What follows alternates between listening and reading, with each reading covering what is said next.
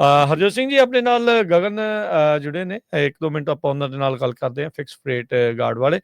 ਸੋ ਉਹਨਾਂ ਦੇ ਨਾਲ ਗੱਲ ਕਰਕੇ ਫਿਰ ਹੋਰ ਅਗਲੀਆਂ ਜਿਹੜੀਆਂ ਖਬਰਾਂ ਆ ਉਸ ਦੇ ਵੱਲ ਨੂੰ ਜਿਹੜਾ ਉਹ ਆਪਾਂ ਵਧਾਂਗੇ। ਹਾਂਜੀ ਗਗਨ, ਸਤਿ ਸ਼੍ਰੀ ਅਕਾਲ, ਸਵਾਗਤ ਹੈ ਜੀ।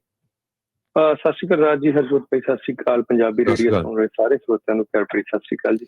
ਹਾਂਜੀ, ਸੋ ਗਗਨ ਜੀ ਦੱਸ ਸਕਦੇ ਹੋ ਫਿਕਸ ਰੇਟ ਗਾਰਡ ਕਿੱਦਾਂ ਜਿਹੜੇ ਟਰੱਕਰਸ ਆ ਉਹਨਾਂ ਦੀ ਇਸ ਟਾਈਮ ਮਦਦ ਕਰ ਸਕਦਾ ਹੈ?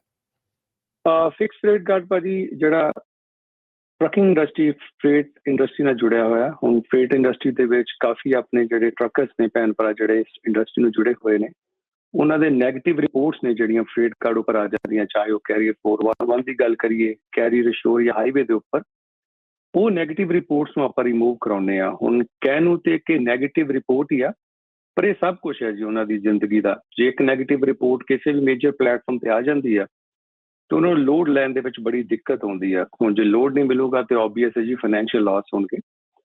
ਤੇ ਜੇ ਕਿਸੇ ਟਰੱਕਰ ਲਾਈਨ ਦੇ ਵਿੱਚ ਕੋਈ ਵੀ ਭੈਣ ਭਰਾ ਸਾਡੇ ਜੁੜੇ ਹੋਏ ਨੇ ਤੇ ਉਹਨਾਂ ਨੂੰ ਕਿਸੇ ਨੂੰ ਵੀ ਇਸ ਤਰ੍ਹਾਂ ਦੀ ਕੋਈ ਪ੍ਰੋਬਲਮ ਹੈ ਜਿਹਦੇ ਕਰਕੇ ਉਹ ਨੈਗੇਟਿਵ ਰਿਪੋਰਟਸ ਕਰਕੇ ਲੋਡ ਨਹੀਂ ਮਿਲ ਪਾ ਰਹੇ, ਤੇ ਓਬਵੀਅਸ ਹੈ ਸਾਡੀ ਜਿਹੜੀ ਟੀਮ ਨਾਲ ਕੰਟੈਕਟ ਕਰ ਸਕਦੇ ਆ। ਸਾਡੀ ਐਕਸਪਰਟ ਟੀਮ ਹੈ ਜਿਹੜੀ ਤੁਹਾਡਾ ਕੇਸ ਲਏਗੀ, ਰਿਵਿਊ ਕਰਦੀ ਹੈ ਤੇ ਫ੍ਰੀ ਕੰਸਲਟੇਸ਼ਨ ਤੁਹਾਨੂੰ ਦਿੰਦੀ ਹੈ ਤੇ ਤੁਹਾਨੂੰ ਇਹ ਦੱਸਦੀ ਹੈ ਵੀ ਆਪਾਂ ਤੁਹਾਡੀ ਰਿਪੋਰਟ 'ਚ ਕਿੱਦਾਂ ਕੰਮ ਕਰ ਸਕਦੇ, ਤੁਹਾਡਾ ਟਾਈਮ ਫਰੇਮ ਕਿੰਨਾ ਕੁ ਲੱਗ ਸਕਦਾ ਜੀ। ਯੂਜਲੀ ਕਿੰਨਾ ਕੁ ਟਾਈਮ ਲੱਗਦਾ ਆ ਗਗਨ ਜਦੋਂ ਤੁਹਾਡੇ ਨਾਲ ਕੋਈ ਕੰਟੈਕਟ ਕਰਦਾ ਹੈ ਨੈਗੇਟਿਵ ਰਿਪੋਰਟ ਨੂੰ ਹਟਵਾਉਣ ਦੇ ਵਿੱਚ? ਵੀਕਸ ਦਾ ਕੰਮ ਆ, ਮਹੀਨਿਆਂ ਦਾ ਕੰਮ ਆ, ਕਿੰਨਾ ਕੁ ਕੰਮ ਹੁੰਦਾ ਹੈ? ਬੇਸਿਕਲੀ ਜੀ ਇਹ ਡਿਪੈਂਡ ਕਰਦਾ ਰਿਪੋਰਟ ਪਰ ਆਪਾਂ ਜੇ ਇੱਕ ਨੋਰਮਲ ਜੇ ਟਾਈਮ ਫਰੇਮ ਦੀ ਗੱਲ ਕਰੀਏ, ਮਿਨੀਮਮ ਟੂ ਮੈਕਸੀਮਮ 15 ਤੋਂ 20 ਦਿਨ ਦਾ ਕੰਮ ਹੈਗਾ ਜੀ ਇਹ। ਬਿਲਕੁਲ ਠੀਕ ਹੈ ਜੀ। ਜੀ, ਸੋ ਆਪਣਾ ਫੋਨ ਨੰਬਰ ਸ਼ੇਅਰ ਕਰ ਲਿਓ ਜੀ।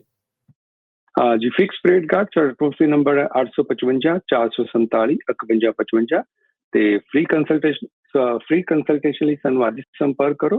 ਤੇ ਇੱਕ ਚੀਜ਼ ਦਾ ਮੈਂ ਐਡ ਕਰਦਾ ਰਾਜਪਾਲ ਜੀ, ਵੀ ਜੇ ਤੁਹਾਡੇ ਚੈਨਲ ਦੇ ਮਾਧਿਅਮ ਤੋਂ ਕੋਈ ਵੀ ਸਾਨੂੰ ਕਾਲ ਕਰਦਾ ਫਿਕਸ ਰੇਟ ਗਾਰਡ ਤੇ ਅਸੀਂ ਉਹਨੂੰ $500 ਦਾ ਡਿਸਕਾਊਂਟ ਦਿੰਦੇ ਹਾਂ ਜੀ।